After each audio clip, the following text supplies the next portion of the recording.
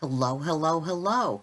Wicked Joe's French roast with my new Mueller coffee carafe pour over kettle. $35 at Amazon. Such a gift. So I set it up and I seasoned it the way they asked me to, and I made my coffee this morning with a fresh bag of the French roast. Does it get any better than that? Mm-mm. I'm getting ready for my day, and I'm always excited about that. And I always wake up refreshed, ready. I had about 9 hours sleep last night. Nothing works like a good night's sleep, right? So it's been very interesting. I live on Cape Cod, and it's a nice little touristy thing, and you've probably heard about it. Um, Obama loves his Martha's Vineyard, so does Biden, and the Kennedys are down in Hyannisport, which is like a mile away here from my house. Trust me, totally different neighborhoods. Although I have met quite a few of them, even taken one of them to Boston when I was Uber driving with people in the car. In fact, my last trip was somebody from the compound to the airport. Kind of funny. Just small world stuff. You know, you love it. And anyway, and I plan to begin adding people to my gig work in the Explorer. The AC gets fixed on Tuesday, hopefully. Anyway, what does that have to do with gig work? Why are you even listening here?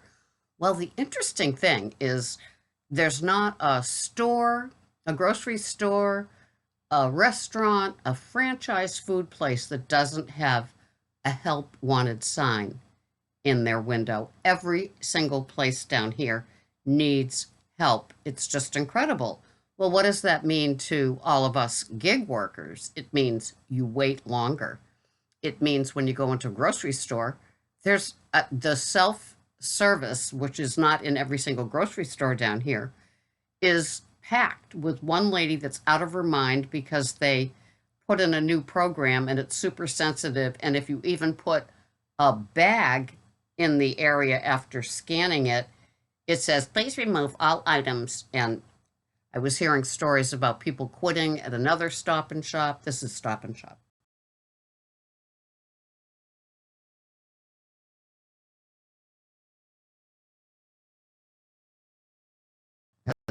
Oh, I'm back. That was weird.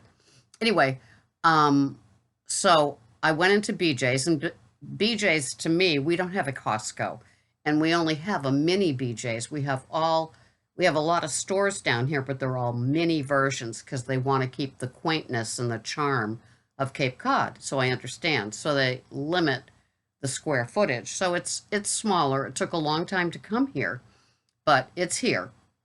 And I love BJ's orders because if you want Coffee Mate, here is your choice. If you want eggs, here are your choice. If you want salad dressing, this 2-pack is your choice.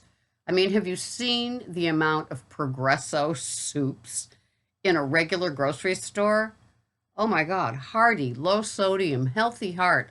It's crazy. Like 100 different types of like vegetarian vegetable. Really? Just get it with the beef and just be done with it, right?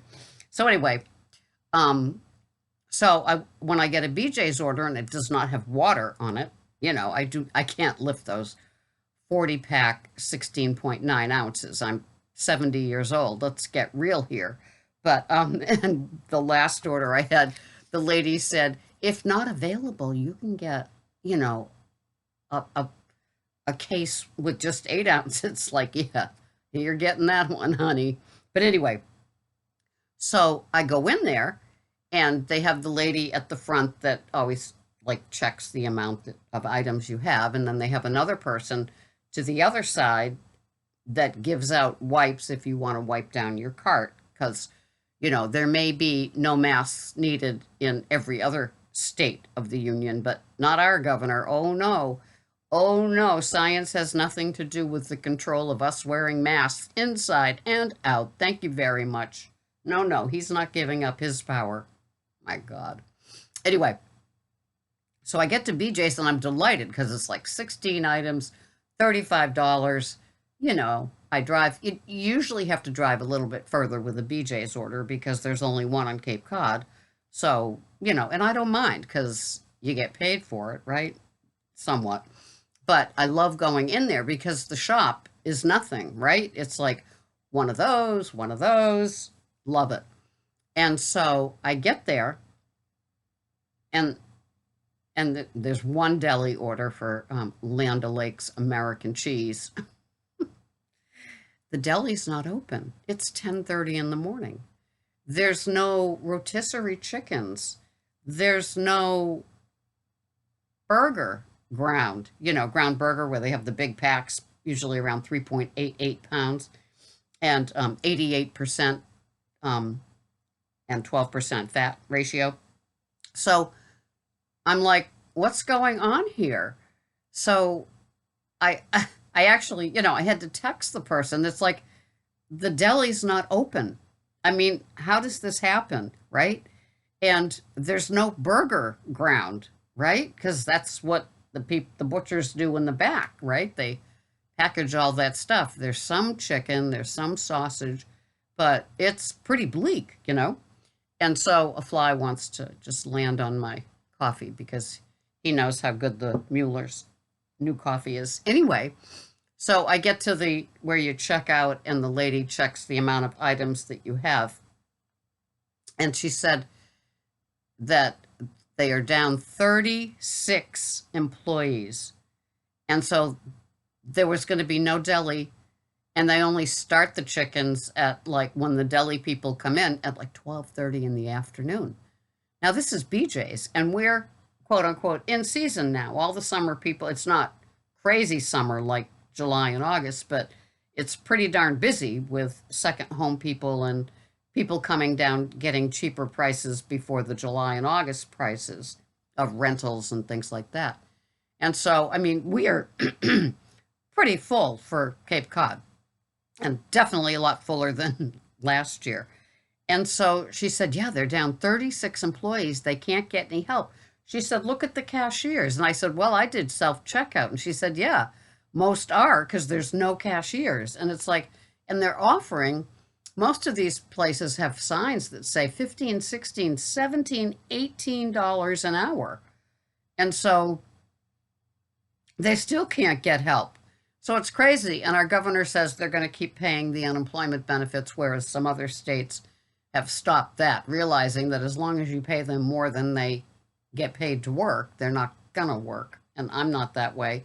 And I'm sure most of you gig workers aren't that way because we are self-motivated to get out there and do our hustle, right? Well, so that's just crazy. So same thing at all the franchises and restaurants you go into. There's, it takes longer to get in and do stuff. And when I go to Starbucks, there are two women there, and it's like a two-legged stool. Those two women hold up the entire operation and the manager. So it's like a three-legged stool. And without them, that place would just die. I walked in the other day and I said, is this Aaron's, Uber order already? Because it was kind of near the ready part, but not totally. And this lady turns around in horror, like I'm taking the bag, and one of those legs of the stool says, oh, that's just Sarah. She works for Uber and she's fine. And but one lady last week on Mother's Day, she threw up her hands, and I've never seen her again. So she must not have been able to do the pressure. So, when you think of hiring these people, I mean, how long does it take to become a seasoned barista? There's seasoning, just like with us as gig workers. Every day we get more seasoned. And if you go back and think about some of the oopsie-doos that we did when we first started, we're all new at some point. And I was reading a Reddit thread the other day, and somebody was kind of beating up on a newbie. And so some people came to the newbie's defense and said, we're all new at some point, and we all don't know what we're doing. It's not like there's three people in the back of our cart or, in the grocery store with us telling us how to shop, how to do this, where to place the items, putting the cold with the cold and the frozen with all this stuff we learned, on our own. It's not easy, right? If it was easy, Well, some people think it's easy and they aren't long for it. But becoming seasoned is, I mean, I consider it, you know, a privilege. I consider it a skill to learn how to cope, to learn how to do it. There's so many facets and intricacies and nuances about being a gig worker that like I don't think I could even put it in writing. I can express it here with my hands, but don't make me sit on my hands, right? It really is something that you hone, right? Hone meaning you get better and better at discerning. And as Pedro says, and I love his video, Pedro Santiago out of St. Louis, um, you know, you get better at dissecting what that screen pops up. This is my new phone. What the screen pops up with, you know, how far it is. And so it's like we learn and we become seasoned and we don't even realize that it's a slow layer upon layer upon layer. And most of our seasoning comes from making mistakes. So be gentle on yourself on those days that you have one of those growth spurts and have to learn the hard way. I don't think there's learning the easy way, is there? Nobody's writing a check for my life, right? Well, maybe Greg, but you know, it's like the free ride. Not when you're a gig worker. You know, we Instacart and Uber Eats and Grubhub and DoorDash. We learn these skills on our own. So we turn to our community right here, you know, and all the other people. And some of them are even, they're great at producing and creating and editing. And, you know, there's such talent and skill sets with our community. It's wonderful. And we bring so much to the table, which is all about knowing your worth. Once again, doesn't it all come back to knowing your worth? If you've been doing gig work, any one of them, for a number of months, you have a lot to offer. So don't give up. Don't get frustrated. You know, wake up and say, I've got one more day of doing this. If something's not working, you know, don't be afraid of learning a new app, a new, you know, gig function. You know, Instacart was so lean for like a couple of months. It was like another $10 batch, another $8 batch with a dollar tip. No, I can't. And so I forced myself to get back. I had done Uber Eats before.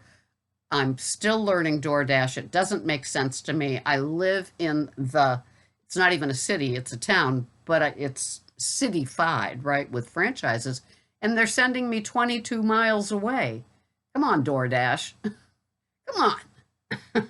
So anyway, becoming seasoned takes a bit. Give yourself a break. Don't beat up on yourself. We were all newbies. We all made crazy, dumb errors. You know, I remember some deliveries. I remember some ways I've done things, and it's like I would never go back to that person that I was doing it that way. But we start off in a certain place. You know, I did a video about how humbling doing gig work is, and it is humbling. Pedro talks about it all the time, being humble, you know, just being grateful, being gracious and sucking it up, you know. Sometimes we don't want to suck it up. Somebody's like a petulant child on the other end, but we don't want to like give it back to them the way they're giving it to us. So you have to swallow real hard and do it. But out of that comes a grace. Out of that comes a maturing. Out of that comes, you know, a place where we can like become so professional that it's like we surprise some people sometimes, because it's like, oh, I wasn't expecting someone like you. And it's like, that's seasoned, that's mature, that's somebody that takes this work more seriously than anything else they've taken in life with work. And so you got it in you. I know you do. So I'm so glad you're here. Ooh, this is a long one. Wow. I ran out of coffee. I bet you guys did too. I'll see you here the next time. How's that for motivation for the week? Have a great week. Thank you so much for being here. I'll see you next time. Bye-bye for now.